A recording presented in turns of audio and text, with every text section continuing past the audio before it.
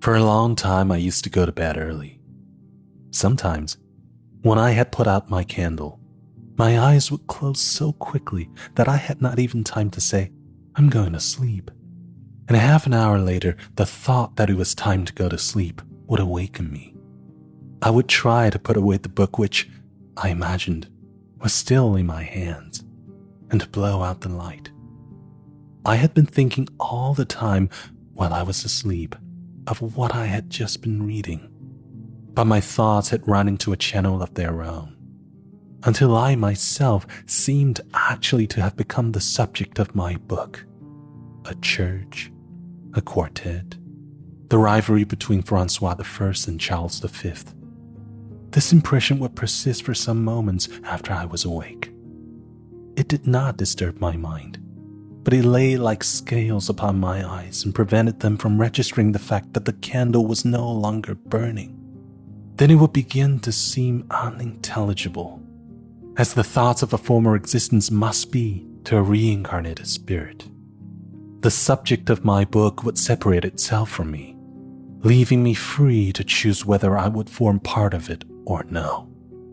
And at the same time my sight would return, and I would be astonished to find myself in a state of darkness, pleasant and restful enough for the eyes, and even more, perhaps, for my mind, to which it appeared incomprehensible without a cause, a matter dark indeed.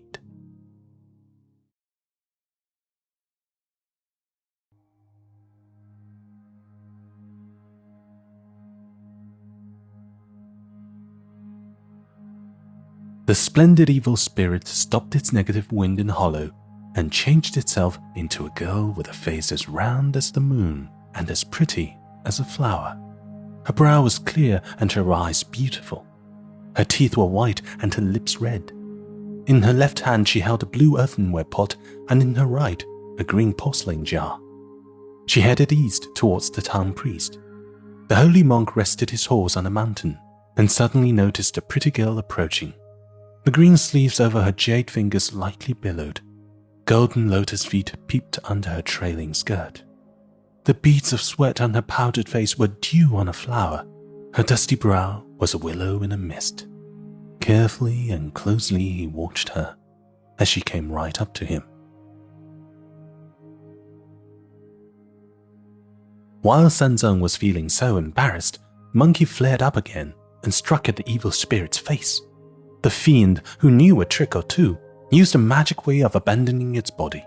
When it saw Monkey's cudgel coming, it braced itself and fled, leaving a false corpse lying dead on the ground.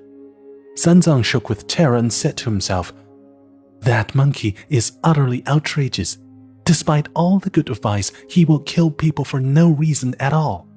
"Don't be angry, master," said Monkey. "Come and see what's in her pot."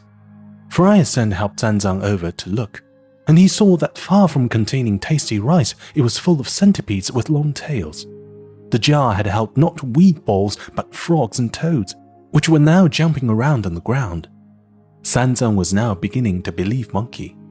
This was not enough, however, to prevent a furious pig from deliberately making trouble by saying, "Master, that girl was a local countrywoman who happened to meet us while she was taking some food to the fields. There's no reason to think that she was an evil spirit. My elder brother was trying his club out on her, and he killed her by mistake. He's deliberately trying to trick us by magicking the food into those things because he's afraid you'll recite the band-tightening spell.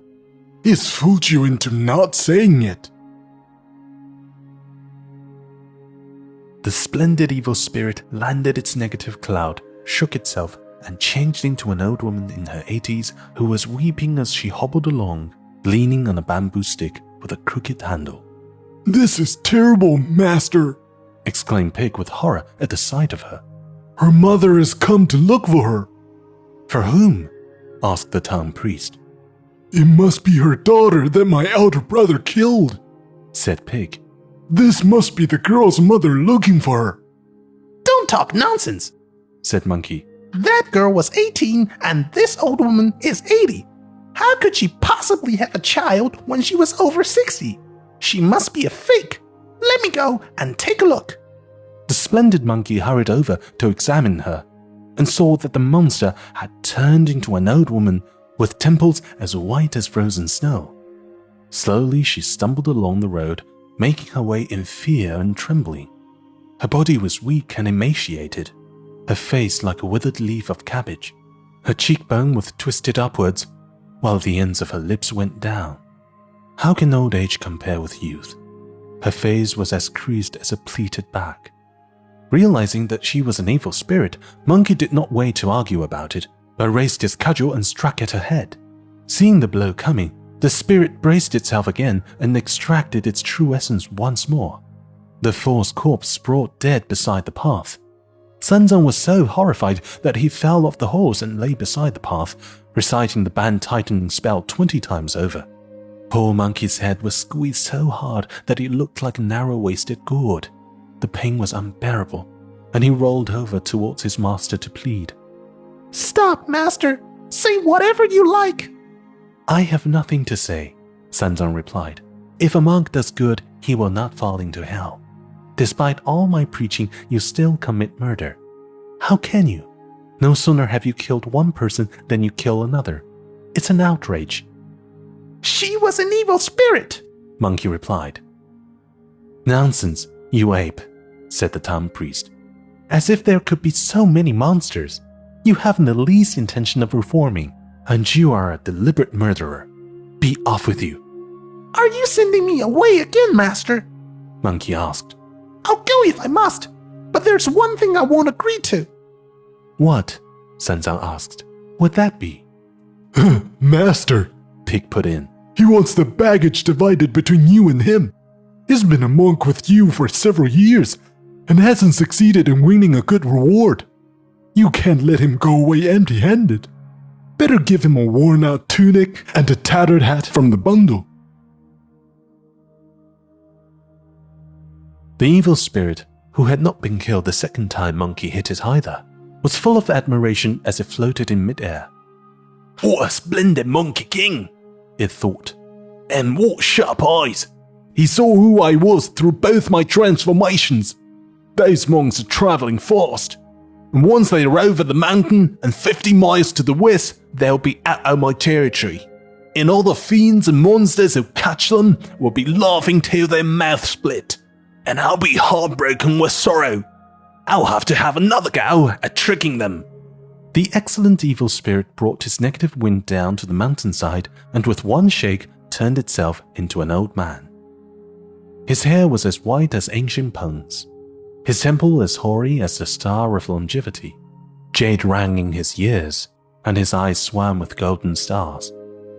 He leaned on a dragon-headed stick and wore a cloak of crane feathers.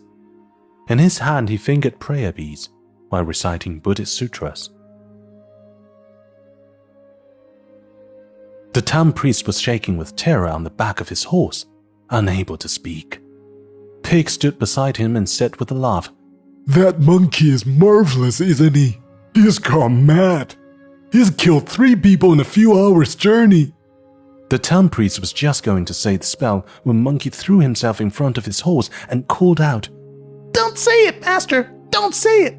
Come and have a look! It was now just a pile of dusty bones. He's only just been killed, Wukong, Sanzang said in astonishment. So why has he turned into a skeleton? It was a demon corpse with magic powers that used to deceive people and destroy them.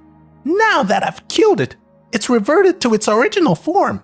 The writing on her backbone says she's called Lady Whitebone. Sanzang was convinced, but Pig had to make trouble again.